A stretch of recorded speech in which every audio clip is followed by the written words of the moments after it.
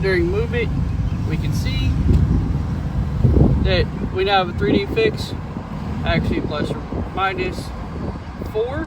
Hey there, are you a Jeep Wrangler or Jeep Gladiator owner, and are you tired of the Uconnect system? Or do you just want a radio that works every time you turn it on in your Wrangler Gladiator? Well, today's video is a follow-up that answers the question, what radio can I buy from a Wrangler or Gladiator that actually works? Let's get into the video. First of all, to all the subscribers, welcome back to the channel. And if you're new to the channel, as always, welcome to the channel. Today's video is a follow-up video as requested, as promised, to one of the comments that asked, hey, can we get a follow-up to the JL4001 radio head unit that we installed in our Wrangler? So of course, you can get a follow-up video. Now, I waited 3 months to do this video because I don't feel like in the first 30 days that we would have able to figure out everything of what we like or dislike about the radio. So that's why we're about 3 months into it, and I can tell you we really enjoy it. But this video, what we're going to do is we're going to go over some of the pros and cons, and then we'll go over what was actually on the back of the head unit, because I noticed you didn't really get to see the back of the head unit and how everything gets installed. And then we're going to go over some of the features, actively using those features. So I got it written down here, some of the pros and cons of the Insane Audio JL4001 radio head unit. Now, let's go over the cons, okay? Because the cons is going to be a big one. It's going to depend on your budget. Of course, being the price. The price of the JL4001 radio was $1,500. Yeah, $1,500. And we bought it straight from InsaneAudio.com. Now, I would highly suggest that if you are going to buy this radio, to buy it from InsaneAudio.com, because they do have financing. That is the route that we took.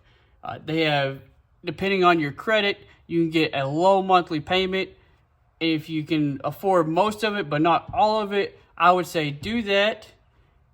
Get it through InsaneAudio.com and then pay a lot more over what your monthly payment would be. That's exactly what we're doing. That's basically what we did. And everything that you pay over just gets added on to the, or takes away from the back of the loan. So if you got approved for a 3-year loan, every time you pay off even more, it takes off more and more months off of your loan. So that's going to be what I'm going to have to consider that a pro, since they do offer that. But that pro would only apply to InsaneAudio.com. I don't know if any other the websites actually offers that, which goes into another con. It's limited, okay? Limited to where you can buy this radio from. I only found 4 websites from InsaneAudio.com. Like I said, you probably should get it from there. And then there was Quadratech. There was FourWheelParts.com. They also offered it.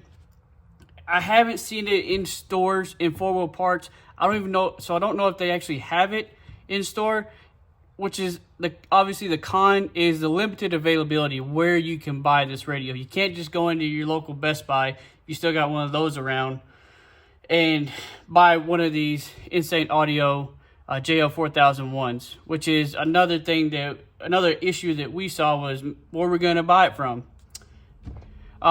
The last con that I think is a big one for me, it might not be for you, but another big con is you have a bunch of USB connectors, and they all do Apple CarPlay, Android, all sorts of great stuff, but it's all USB-A connectors. So you have to have some sort of dongle, adapter, something, if you want to plug your phone straight into that USB connector.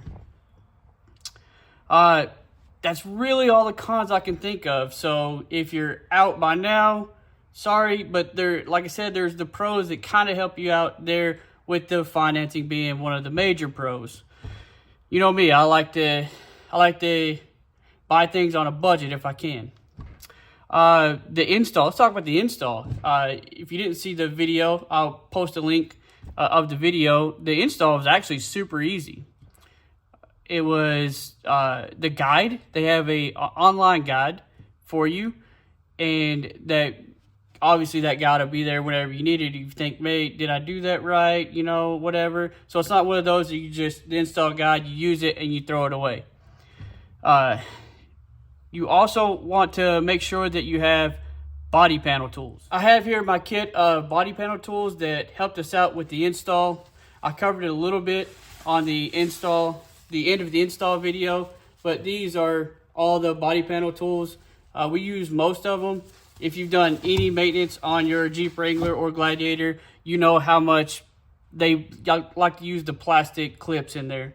I'd also suggest doing a metal one for the really, really stubborn clips if you have a metal body panel tool. Another thing is lifetime technical support.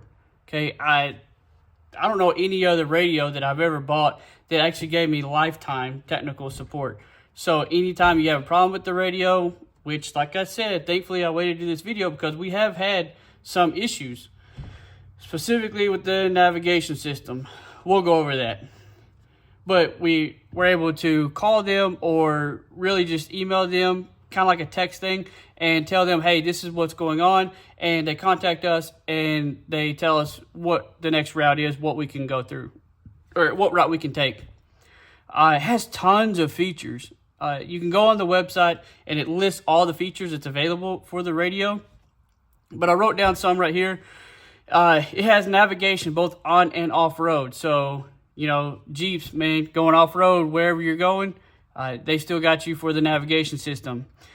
The view and clear engine fault codes. So it also comes with an OBD2 reader. So if you want to, you can just toss out your old OBD reader, especially if you got one of those little ones that can't really do too much. This one can do a lot. It can view a lot of codes and stuff, and that comes with it. You have 1 terabyte of music or movies that you can put onto the head unit.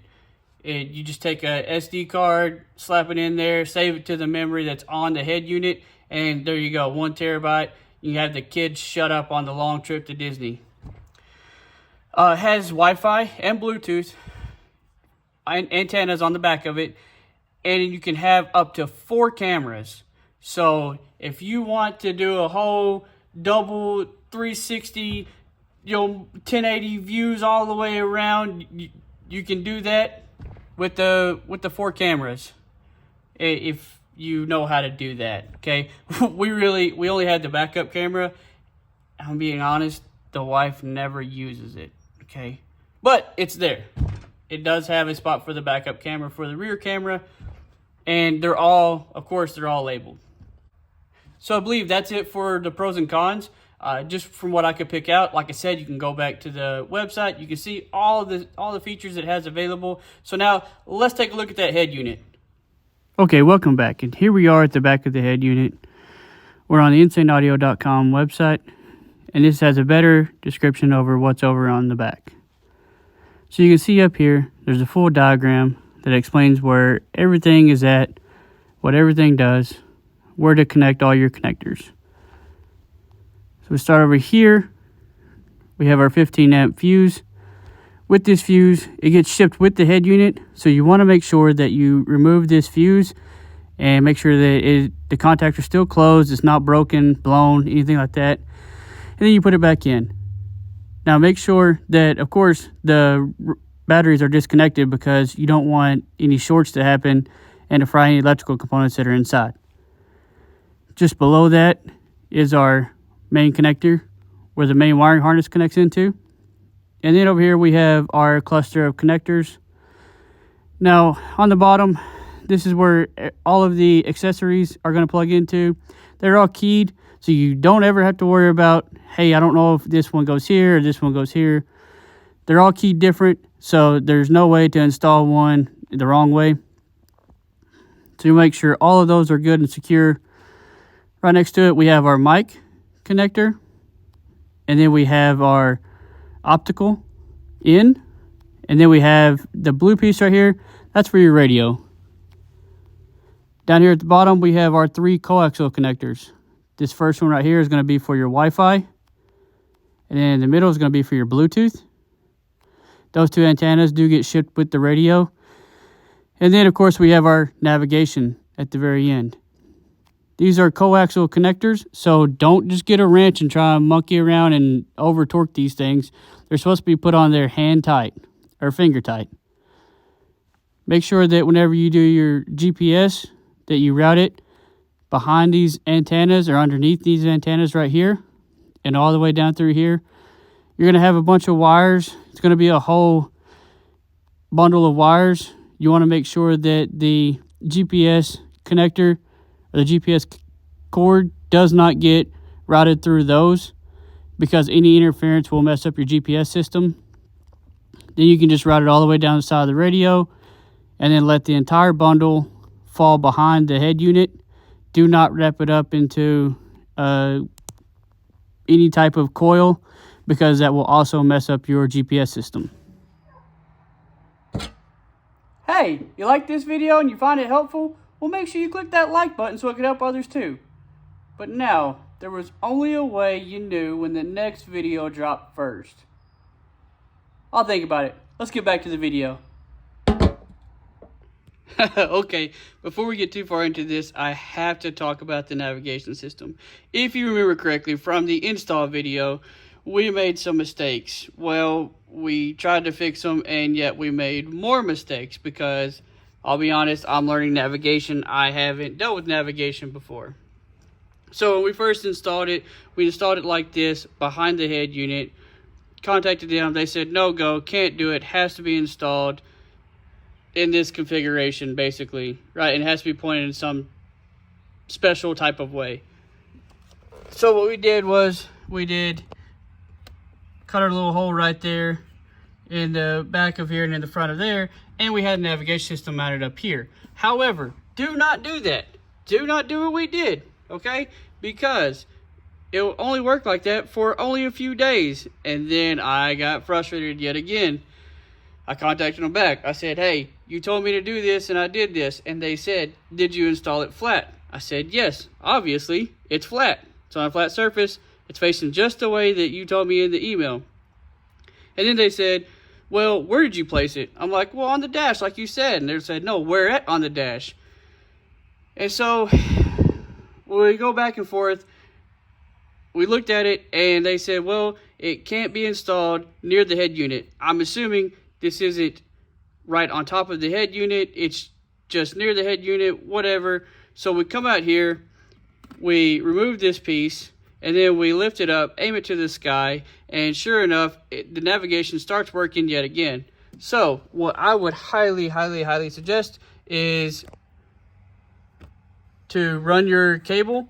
What we did is we ran our cable. It goes up through here, down through here, behind this piece.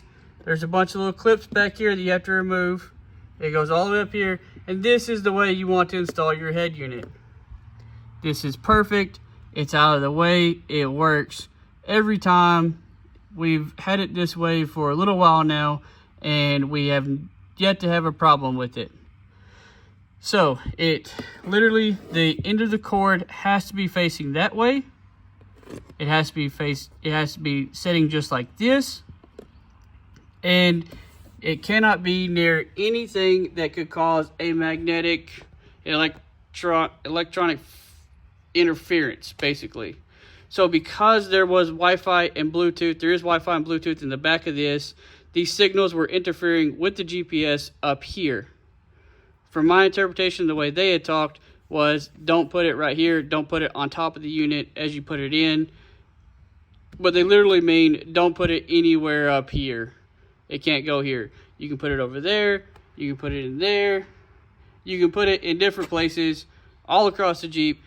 If anybody has any other way of the way they installed theirs, please throw a pic, send it down in the comments. Let me know of any other way that you guys have installed navigation, because I'm still learning navigation systems.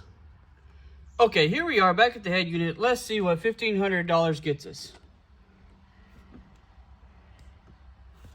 And this is the home screen that we have set up. Get back there. This is our home screen. This is how we have it set up. You can pick whichever home screen, whatever design you want to put on your screen. And then we have all of our apps down here that you can move whichever way you want. You can set whichever ones you want to be on your home screen. We get into the app section. And here we have all the apps available or apps that we've downloaded. You have a Google Play Store. You can watch YouTube. You can even watch 2 Alpha Tools on there. Your choice. Google Maps. You can Google whatever you want. You have your app manager. That's where you can download any apps that they have available. Then, of course, we have our Bluetooth, your aux cable. You got your calculator for doing some mathing going down the road. Here we have cartooning, Google Chrome, whatever web browser you want. Your Google Mail, you can get mail from your head unit.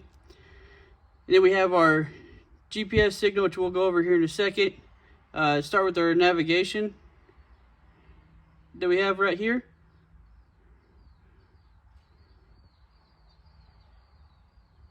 So like I said, with the navigation system, I did struggle a little bit with getting it going and making it actually work and function. All because of that little temperamental guy up there. But it's going to say here, it's going to try and acquire the satellites. We're not going to be able to acquire them because, as you can see, I am in my garage. And because of how temperamental it is inside any type of building, it will not pick up any of the satellites. But we'll put either a picture or a video here of the satellite system in use. Go back to our navigation system, and we have acquired all of our satellites. We're getting good signal.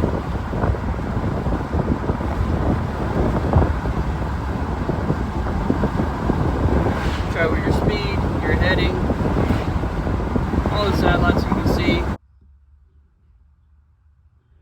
Then we can go back in here and it'll show you your GPS signal. And this is where we were doing all of our troubleshooting. It's showing that we do have satellites here, that we are acquiring them. 12 are in view, 5 are in use. You see that. Over here to the side, we can see which direction the satellites are that we're picking up. And it'll give us our speed, our altitude, heading according to GPS, and then all of the time zones going back through. Now over here, you can set up your own system, basically your Google Map system through your GPS if you'd like to, but there's a little lock right there because you have to pay extra, and that's for your pro, your navigate to point, and you can start your free trial. It's for the premium features of your navigation system. Over here, you also have your Apple CarPlay, like we were talking about. Then you have your equalizer. Not a lot of radios have this equalizer system. You can do surround if you'd like, bass boost, sound field. You can go all the way to the front, all the way to the back, left or right, whichever way you want. Then you can also filter your bass. So if you know how to sound engineer this, they got you covered. And then you also have your music app. And like I said, your Apple CarPlay, if you have an Apple system, then that is available to you as well. Over here, we have our navigation. If you'd like to use that one, you have your radio.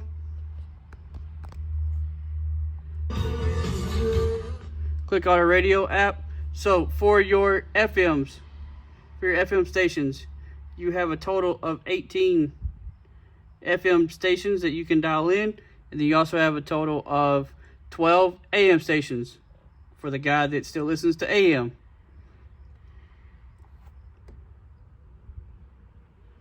Next, we have our Torque app. It's pretty popular with Insane Audio. Right here, you have your fault codes. You can get real-time information. You can get plugins, adapter status, graphing, and your test results. So you can actually read your fault codes right here in this app.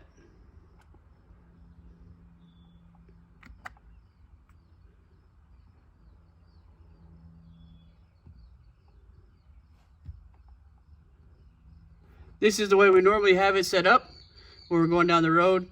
And this is what it looks like. Obviously, we're sitting here. The vehicle is not running, so it's not going to pick up any data. But I will put a screenshot over here of it actually running and us going down the road and using this like we do day to day.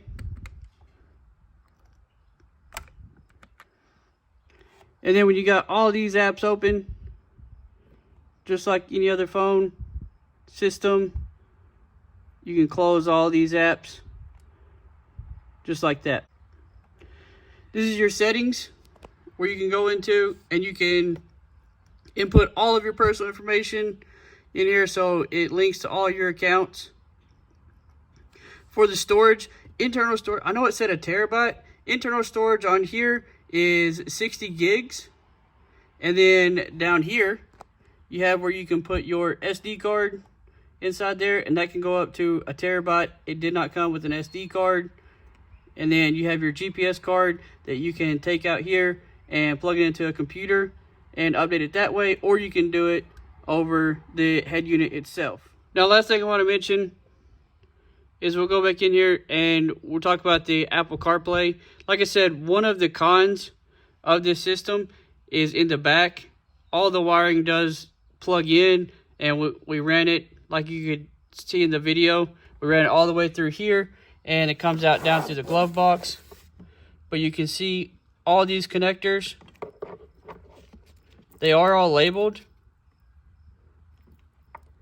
but it is all USB-A's. Well, folks, that's going to do it for this video. As mentioned before, this video was viewer requested, so to that viewer, I hope this video helps you out. I've got plenty of content coming up in the future, so make sure that you stick around. Go ahead and click that subscribe and watch this next video. I'm Buddy, it's 12 Tools. Bye for now.